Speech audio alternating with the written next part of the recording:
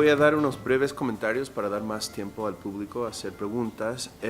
Yo voy a enfocar en las políticas públicas que hemos conversado. La ley CEP, que están en la agenda del gobierno actual y también en la agenda de Michelle Bachelet sobre las políticas de educación escolar. Primero la ley CEP, luego el tema del lucro, financiamiento compartido, selección y luego algunos de los otros temas, sobre todo los temas que puso Juan Eduardo al final. Es importante que mencionaron que deberíamos hacer la ley CEP universal. Es importante recordar, digamos, la historia de las políticas. La ley CEP se hizo antes de la LEGE, cuando un sector político importante defendía a todo en la libertad de enseñanza. Entonces, muchos creían que debería haber sido universal desde día uno, pero fue voluntario porque un sector político no quería que fuera universal por la libertad de enseñanza. Yo creo que hoy en día cambió el contexto. Aquí hay bastante consenso. Yo creo que CEP debería ser universal. Cualquier alumno vulnerable o prioritario tiene derecho a estos recursos. Y la ley CEP voluntario significa que algunos colegios que tienen alumnos prioritarios no reciben estos recursos porque probablemente no quieren cumplir con las exigencias. También, en cuanto al diseño de la ley CEP, se hizo como un package con accountability. También existía la idea de tener dos leyes. Probablemente muchos acá se acuerdan de esto. Una ley de accountability y una ley de CEP, y se juntaron las leyes también por el contexto político en el momento de la libertad de enseñanza. Entonces yo creo que cambió el contexto. Ahora tenemos la ley de aseguramiento de calidad, tenemos accountability universal. No tiene por qué, no se entiende por qué CEP no es universal hoy en día, por qué sigue siendo voluntario, porque más encima, yo sé por qué, en realidad, porque hay una exigencia en CEP que un sector sigue oponiendo, que es el financiamiento compartido. Es la única razón por qué CEP sigue siendo voluntario, porque se mantuvo esta exigencia. Y yo comparto contigo, Silvia, que deberíamos aprobar CEP clase media, pero ¿por qué CEP clase media cambia el diseño? O sea, CEP clase media debería mantener el mismo diseño que CEP. Y de nuevo, es una razón política, no técnica. Se cambió CEP clase media. El diseño ni siquiera se llama CEP, es la subvención clase media, porque no está financiamiento compartido en una de las exigencias. Entonces, el punto aquí clave es que hay un sector que todavía opone a eliminar el financiamiento compartido. CEP debería ser universal. Y la única razón que no es universal por el tema del financiamiento compartido, porque una de las exigencias originales en la ley CEP fue la selección, que bajo la Ley General de Educación es prohibida. Entonces, CEP no cambia eso, solamente es financiamiento compartido. Entonces, yo comparto con lo que decían los comentaristas todos, en realidad que CEP debería ser universal. Y CEP clase media, ojalá que fuera el mismo diseño que CEP original. Ahí yo creo que habría consenso rápido para aprobarlo. Bueno, yo tengo las mismas preguntas que Alejandra en realidad. ¿Qué explica? Que yo creo que es muy interesante. Eso es ¿por qué está teniendo el efecto en el sector socioeconómico más bajo? No los medios. Sería un efecto que no tienen la misma cantidad de recursos, porque obviamente tienen menos recursos, porque tienen menos alumnos prioritarios. Nosotros tenemos un estudio donde miramos el efecto de ser clasificado en recuperación versus emergente. Hacemos un regression discontinuity y miramos cómo responden colegios similares emergentes en recuperación, y encontramos que los colegios en recuperación están respondiendo a CEP, haciendo cambios. Algunos cambios que son buenos para la educación y otros cambios que son más bien comportamiento estratégico, gaming, más teaching to the test.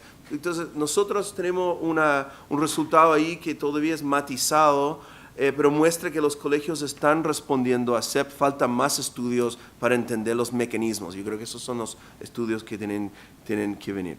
Segundo, con respecto al lucro, tengo el mismo comentario en realidad que Silvia. ¿Qué efecto tendría eliminar el lucro? No, te estoy mirando a ti, en general. En el sistema escolar, 30% de los estudiantes van a colegios subvencionados con fines de lucro. No existe evidencia que necesariamente tiene ningún efecto en la segregación. Incluso, aparentemente, según los resultados que nosotros tenemos, en realidad son muy parecido a los barrios donde pertenecen. Los sin fines de lucro son más segregados, los municipales son más segregados en el sentido porque no seleccionan, entonces ellos atienden a los alumnos más vulnerables. Los con fines de lucro más bien son heterogéneos. Yo creo que son más market oriented, están respondiendo, tienen colegios que cobran alto precio pero sin selección, son menos ideológicos quizás. Los sin fines de lucro son selectivos, quieren un cierto tipo de alumno comprometido con el proyecto educativo. Ahora, estudios que tengo con Dante hace unos años atrás, comparamos resultados con distintos tipos de sostenedores y miramos los colegios católicos y encontramos un efecto positivo para los católicos manteniendo todo lo demás constante. Yo me hago la pregunta es si quizás esto es el no observable que no estamos pudiendo captar en nuestro estudio. La selección, el buscar la familia comprometida con el proyecto educativo es lo que explica los buenos resultados, más que el colegio realmente católico agrega tanto valor académico. Yo creo que ahí tendríamos que ver. El sector con fines de lucro, en realidad en términos de segregación y en términos de calidad es heterogéneo. Este sector tiene colegios muy buenos y tiene colegios realmente pésimos. El sector sin fines de lucro tiende a ser de mejor calidad en ese sentido, puede ser por la selección, y el con fines de lucro es más heterogéneo en todo. Tienen distintos nichos en el mercado y van a distintos barrios y compiten con los colegios en el sector. Entonces, no me queda tan claro qué efecto tendría en términos de calidad y equidad y integración eliminar el lucro en educación, que es una de las propuestas principales de Michelle Bachelet. Sí, creo que no existe evidencia empírica. No te estoy mirando, Valentina. Me estás mirando. No existe evidencia empírica que muestre que esto sería una política pública que tendría algún impacto. Ahora, hay otras razones que lo han levantado los ciudadanos, que son otros factores políticos igualmente valiosos y importantes, distintos, pero en términos de evidencia empírica en cuanto a integración y calidad y equidad, hasta ahora no hay. La selección, yo creo que en Chile tenemos un problema severo de enforcement. ¿Ya? La selección está prohibida y sigue existiendo tanta selección. Y el último estudio de FONIDE de Carolina Alejandro es preocupante. También nosotros lo hemos visto en terreno y sostenedores que dicen, sí, claro, yo sigo seleccionando, pero ¿qué voy a hacer? Tengo una sobredemanda de cupos. No es que ellos quieren ser colegios selectivos, pero no es lo más lógico que hacer. So, yo creo que hay un tema de enforcement por parte de la superintendencia importante. Quizás las multas son muy bajas, quizás no hay suficiente personal para poder realmente supervisar la selección. Yo creo que es un tema que tenemos que ver. Financiamiento compartido, ahí voy terminando. Creo que hay consenso aquí, que ese es un tema que debería paulatinamente ir eliminando. Nosotros con Humberto propusimos con la ley CEP, con subvención, con una ley CEP bien diseñada, parecido a la CEP ahora, clase media. Mientras se va aumentando los recursos, yo creo que se puede ir reduciendo el financiamiento compartido en el tiempo. Yo creo que ahí hay bastante, en ese sentido hay bastante consenso entre los papers e incluso los comentaristas. Yo entiendo que Silvia, tú estás de acuerdo con eso también, ¿no? Ya. Entonces aquí, qué bueno. ¿Cómo? Sí. Y bueno, las dos preguntas abiertas, quizás que quizás alguien del público quiere tratar de responder. La gran pregunta es cómo fortalecer la educación pública, cómo subir el prestigio de la educación pública. Es un tema de institucionalidad, desmunicipalizar. También tengo mis serias dudas. Parece que toda la clase política está de acuerdo que hay que desmunicipalizar. No he visto ninguna evidencia sólida que muestre que eso es el camino correcto, pero creo que hay una discusión. El financiamiento, o si tiene que ver con el tema de financiamiento o otro tema. Yo creo que eso es una pregunta que todavía está abierta. Y bueno, Juan Eduardo levantó un tema que nosotros también hemos discutido internamente, qué hacer con los colegios pagados. Yo creo que la verdad es interesante, becas, a lo mejor, yo creo que tú te levantaste algunas ideas súper interesantes que vale la pena discutir. Entonces, solo termino para abrirlo al público. Y también aprovecho de mencionar que vamos a tener un seminario donde vamos a discutir las propuestas que acordamos, probablemente, ¿no, Guillermo?, en marzo. Probablemente en marzo vamos a tener, ojalá, el documento zanjado y listo para discutir. Así que, bueno, ahora abrimos las preguntas. Valentina, toma tú acá. Les voy a dar la palabra. ¿Te parece que recojamos un par de preguntas y también le vamos a dar un par de minutos a los comentaristas para que puedan recoger quizás alguna de los comentarios de acá y también los que surjan? ¿Sí? Les pido por favor que, bueno, el seminario está programado de terminar a las 12, así que tratemos de ser breves en las preguntas o comentarios para que pueda participar más gente. El micrófono.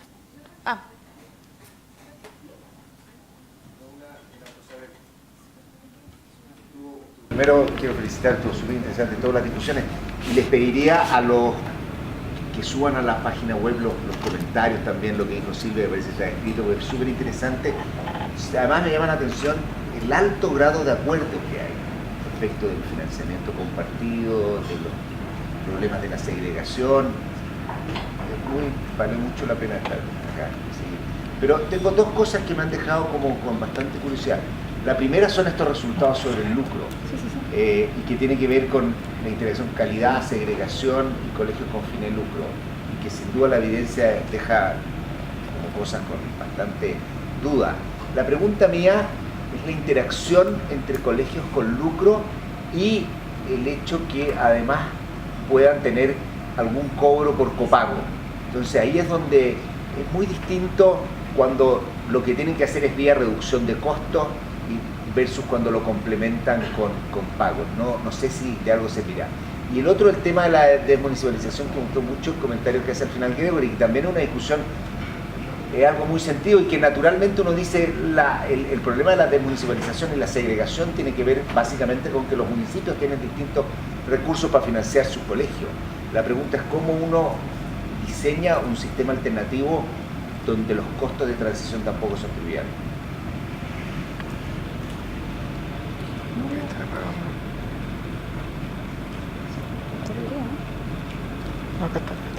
¿Allá?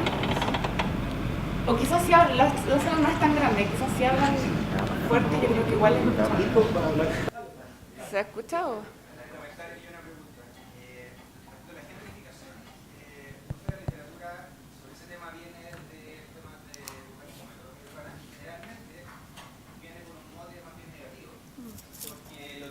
Es que ven la inversión en infraestructura pública o en espacios públicos y o en colegios, y lo que hace eso es que sube los precios de los arriendos y se termina expulsando a los más pobres del lugar. Por eso siempre tiene como un mote más bien negativo desde esa perspectiva. Ahora, afortunadamente en Chile, las zonas más vulnerables no son zonas de propietarios. O sea, los más pobres acá o son propietarios, producto de la política habitacional, o son allegados. El punto es cuando entonces se hacen esfuerzos por gentrificar, eso no va a expulsar a nadie, por lo menos no forma obligada. Por lo tanto, esos impedimentos que ahí se manifiestan en la literatura, en el caso de Chile en particular, no deberían darse, y por lo tanto lo que es una buena noticia. Y segundo, una pregunta en el caso de, para Gregory, por los temas de la comparación entre segregación residencial y educacional, es si es que has visto, si es que hay algo respecto que compare niveles de segregación educacional en distintas ciudades. O sea, en la lógica de ciudades con distintos niveles de segregación residencial que muestren similares niveles de segregación educacional, bueno, ahí tienes un punto en que en realidad pueden estar ligados, pero no lo explica completamente. Y si bien no hay mucha estadística sobre segregación residencial en ciudades más pequeñas, eventualmente sí se puede hacer algo por la vía de ciudades de distintos tamaños. O sea, ciudades más pequeñas que tengan cierta diversidad socioeconómica, pero que sean más pequeñas y por lo tanto no tengan la traba de movilidad, si en esas ciudades uno también sigue observando niveles de segregación educacional relativamente altas, bueno, ahí tienes otra evidencia adicional que va a terminar de ponerle el último clavo en términos de lo que se ha discutido hoy día. Ahí adelante había otra palabra. Sí. Oye, yo quería intentar, desde el punto de vista de un modesto operador en este sector, responder la pregunta tuya, Alejandra, sobre qué estará pasando dentro de la caja negra. O sea, ¿qué hacen que parece que aumentan los puntajes SIMS en las escuelas que adoptaron la SEP? Y la impresión mía es que lo que está pasando es que simplemente esas escuelas hoy día pueden contratar personal que antes no podían contratar, para atender a esos niños a quienes es mucho más difícil enseñar. O sea, lo que pasa es que tenemos básico-pedagogas, más atención especializada en distintos aspectos, más asistentes muchas veces, aunque tal vez es ilegal, Gregory, en las escuelas para ayudarle a las profesoras a hacer mejores clases. El segundo aspecto muy importante, creo, es la asesoría técnica pedagógica, lo que tiene que ver con las ATE. Ahora existe esa posibilidad de traer un recurso adicional a la escuela que eleva el estándar y que permite también poder enseñar mejor a aquellos que están más desvalidos, precisamente porque las familias tienen baja educación, no les interesa la educación, no es lo prioritario, no la han visto como posibilidad, tienen una formación muy baja. Entonces, requiere un esfuerzo adicional de motivación, de hacerlos comprender. Todo esto requiere trabajo, psicólogas que entran al equipo. Y ahí, entonces, la asistencia técnica educativa es muy importante. Y aquí entro y termino con este tema, también intentando contestar una pregunta tuya, Juan Pablo. ¿Cómo mejorar las escuelas municipales? Que es lo más importante que tenemos que hacer en Chile. Y por eso, tal vez, Alejandra, sería tan valioso que hicieras un estudio parecido a lo que hiciste sobre las escuelas subvencionadas con las municipales ahora, ¿ya? Para ver si allí también están mejorando o no con la SEP. Y me temo que no tanto. Y eso es lo grave, Juan Pablo. Y por eso la gente se está yendo. Los estudiantes se están yendo y los padres no lo están poniendo en las escuelas municipales. ¿Y por qué? Porque uno, no están contratando la misma asesoría técnica pedagógica con criterios de mejorar la calidad al final, sino que con otros criterios, lamentablemente muchas veces políticos, de política municipal, favores, financiamientos. Hay mucho abuso y poco uso de esos fondos bien dirigidos al mejoramiento, porque eso es lo que pasa con los recursos muchas veces administrados públicamente, se destinan a otros fines. Y entonces la consecuencia de eso es que probablemente no están mejorando tanto, hay inferiores condiciones tanto de gestión. En muchas escuelas municipales no se hacen clases, los profesores fallan mucho, no van, no pasan toda la materia y nadie le importa ni son capaces de hacer el seguimiento necesario. Y eso es lo que hace que los padres dicen, mejor pago y me los llevo a un colegio donde sí puedan aprender, porque allí puede surgir. Y la SEP está ayudando a hacer esto con aquellos que son más pobres, que es más difícil educar, con medios adicionales para hacerlo.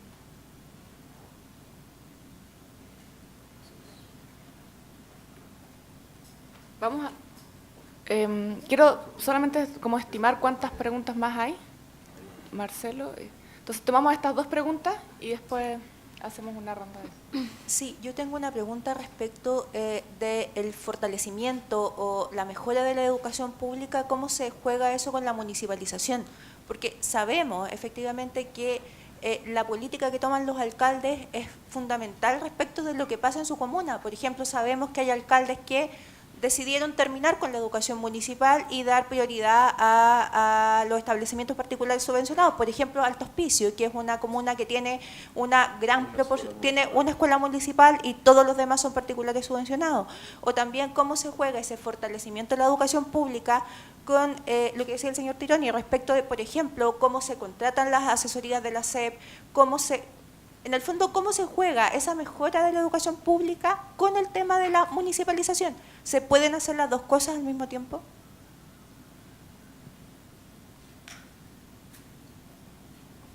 Yo quisiera hacer una consulta bien directa en relación a la vinculación que puede tener el tema de segregación escolar con la clasificación de escuelas que se está estudiando por parte de la Agencia de Calidad. Vinculación de la segregación escolar con la clasificación de escuelas que es de la agencia. Sí, sí, sí. Va a ser una pregunta. Yo en realidad voy a hacer una pregunta. Lo que pasa es que la definición de colegio o establecimientos con lucro, tengo la impresión de que es una definición más bien de naturaleza jurídica. Y yo creo que eso hace que muchos de los resultados que vemos están ahí. Entonces, no sabemos realmente cuáles son con fines de lucro y que efectivamente lucran. Porque la información, y eso en realidad es una pregunta para Gregory, o para los que han visto los números, si eso es así, en realidad pueden ser una pareja de profesores que instaló un colegio y que con suerte lo que le queda después de hacer todos los gastos es un salario para los dueños y no mucho más que eso. Y por eso que a lo mejor uno tiene todos esos resultados. Yo sé que no hay una forma mejor de verlo, pero probablemente eso es bueno decirlo, porque los otros son fundaciones. Yo entiendo que la diferencia que tú haces son fundaciones y los otros que son sociedades comerciales. Claro, o personal. Claro, y hacer una fundación, si alguno ha hecho una fundación, es realmente un trabajo enorme y tenéis que tener contacto con el Ministerio de Justicia, entonces eso puede ser un Si puedo tema. mencionar algo con o sea, para dar un ejemplo, esta escuela famosa donde estudió dos presidentes del FECH, Nicolás Grau y la Camila Vallejo, es un colegio con fines de lucro. Y yo hablé con Nicolás, y su mamá ayudó a formar la escuela, y lo hicieron como una sociedad, es un colegio sin fines de lucro, pero porque era demasiado engorroso armar una fundación. Entonces también, claro, existe esto es lo que tú dices. Yo solamente quería hacer una aclaración mínima. La ley permite la selección. La ley permite la selección en educación básica. Y por eso no es tan bipolar como tú la ponías, Gregory, porque lo que prohíbe la ley es la selección por nivel socioeconómico y por rendimiento académico. ¿Y qué pasa?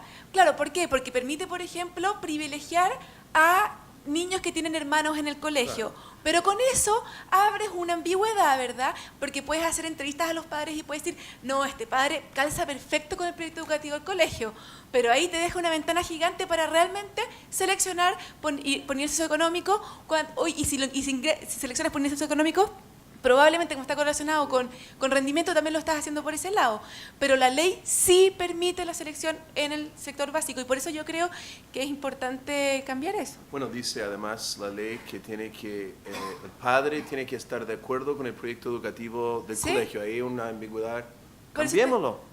Bueno, cerremos pero la ambigüedad, yo no tengo el poder. Yo estoy de acuerdo, yo creo que muchos.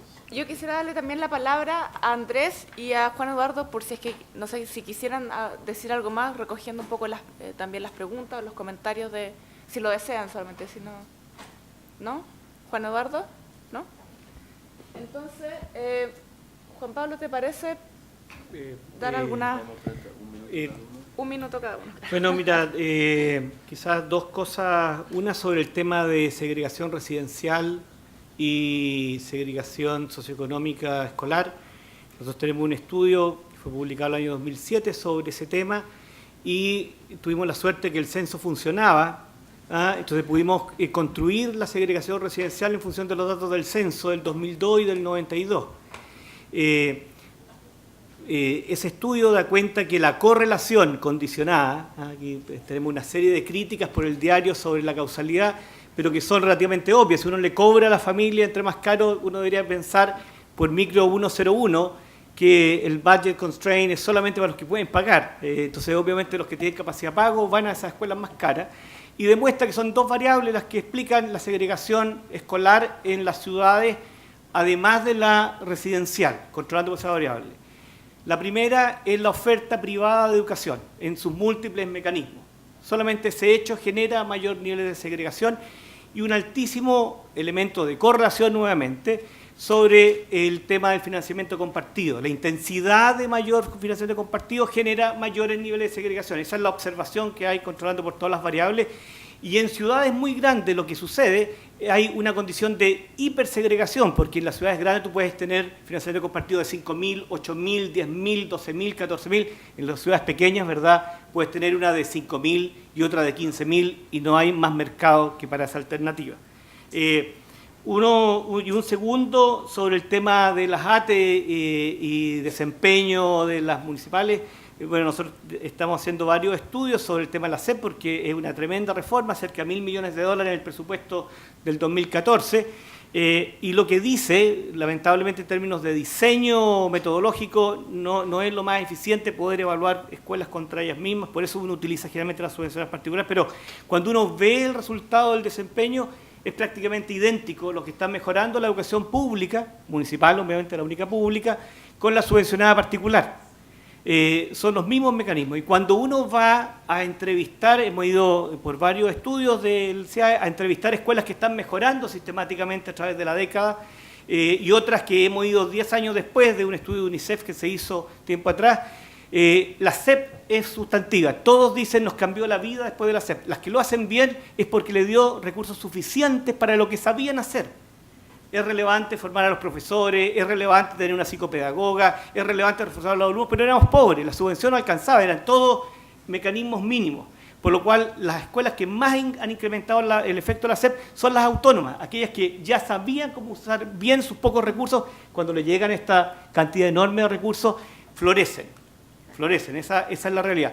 Y vinculado con eso, la realidad, la evidencia, una y otra vez, sobre datos de qué es lo que está pasando con el mundo municipal, basta ver el uso que están dando muchos de los municipios de los recursos SEP. Están quebrados la mayor parte de los municipios, tenemos situaciones extremas de sostenedores que están impedidos de por vida poder seguir haciendo esto. Y en estas escuelas que hemos ido a ver varios años después, 10 años, en la mayor parte de los casos que eran públicas, las escuelas subvencionadas particulares siguieron mejorando y las escuelas municipales, en 2 de cada 3 casos, empeoraron su desempeño. Ya no son las escuelas efectivas y el corazón, una parte importante de la historia que cuentan, es la intervención del sostenedor en múltiples formas.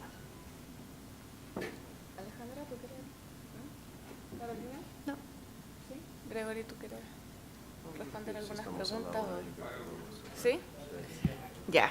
Bueno, entonces quisiera darle las gracias a todos los asistentes y especialmente también a los comentaristas que nos han acompañado en la mañana. También agradecer a los investigadores por haber iniciado este camino, ¿cierto?, junto con nosotros dentro de la Fundación para abrir este tema de la segregación. Como les decía, bueno, nuestro plan ahora dentro de la Fundación es volver a tener un nuevo seminario, ahora, ¿cierto?, con el objetivo de hacer propuestas ya de política pública, recogiendo la evidencia, los comentarios que ustedes han hecho.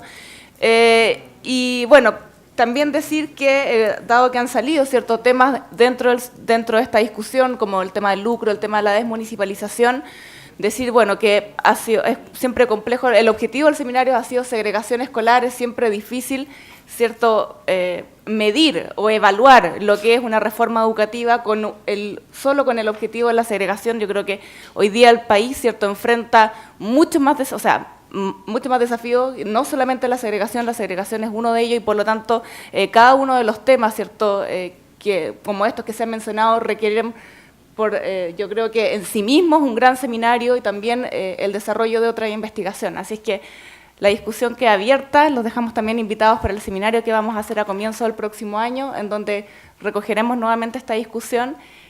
Bueno, y veremos qué pasa. Muchas gracias. Los invitamos ahora a la salida un pequeño refrigerio.